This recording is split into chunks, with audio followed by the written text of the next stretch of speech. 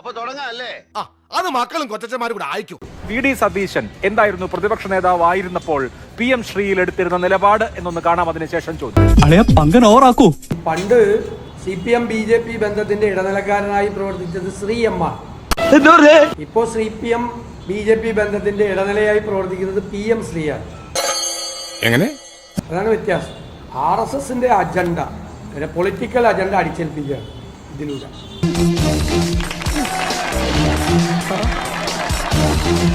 ഈ പദ്ധതി കൺകറന്റ് ലിസ്റ്റിലുള്ള സംസ്ഥാനത്തിനും കേന്ദ്രത്തിനും തുല്യ അധികാരമുള്ള വിദ്യാഭ്യാസ കാര്യത്തിൽ സംസ്ഥാനങ്ങളുടെ മീതെ കേന്ദ്രത്തിൻ്റെ നയം അടിച്ചേൽപ്പിക്കാനുള്ള ശ്രമമാണ് എന്ന് പല പ്രാവശ്യം ആവർത്തിച്ച് ആവശ്യപ്പെട്ടിട്ടുണ്ട്. ഇവൻ നമ്മളെ കുഴപ്പിക്കാനുള്ള പരിപാടി, ഇവനിതിൽ എന്തോ കൈയുണ്ട്.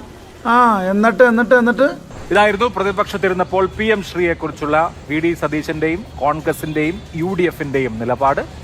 നിങ്ങൾ എനിക്ക് വോട്ട് തന്നു ജയിപ്പിച്ചാൽ, ഈ സർക്കാർ അധികാരത്തിൽ വന്നാൽ ഗാന്ധിജിയെ തള്ളിപ്പറയുന്ന, നെഹ്റുവിനെ താഴെ ഇറക്കുന്ന CPM-കാര RSSും നിങ്ങളും തമ്മിൽ ഡീലുണ്ടാക്കിയ PM ശ്രീ എന്ന പദ്ധതി വലിച്ചു ചവട്ടുകൊട്ടയിലേക്ക് ഞങ്ങൾ എറിയും.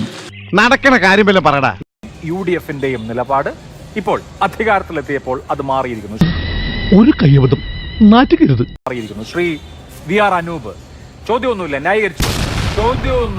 ന്യായീകരിച്ചോളൂ.